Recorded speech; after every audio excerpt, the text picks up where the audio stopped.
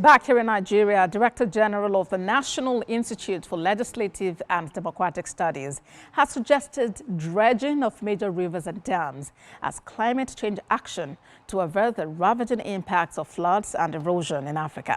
National Assembly correspondent Joke Adisa reports. Experts say the last decade between 2015 and 2024 has been the hottest in history across the continent. Strengthening national parliaments for oversight in climate change is at the center stage here.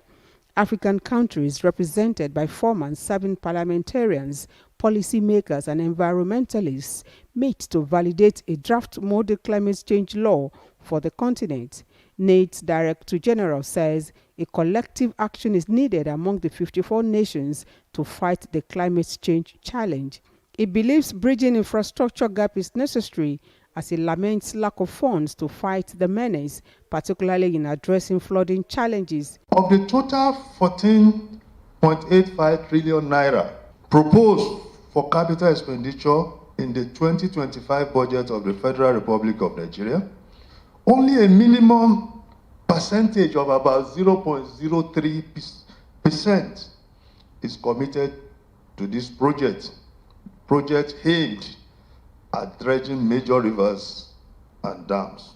Speakers across the region are in sync with the initiative as they underscore need for the political will for implementation once adopted.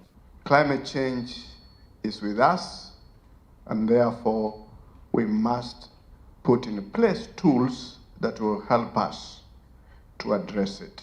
And one of the tools is usually the legislation. We are not on track at all to meet the 1.5 degrees that we agreed upon. In fact, we are way off the target.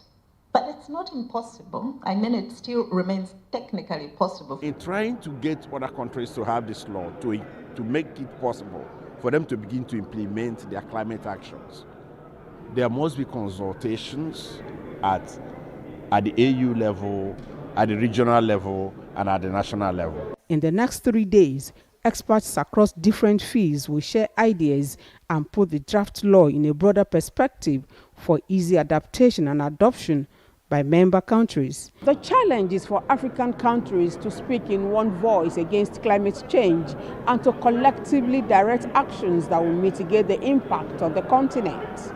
Joke Adisa, TVC News, Abuja.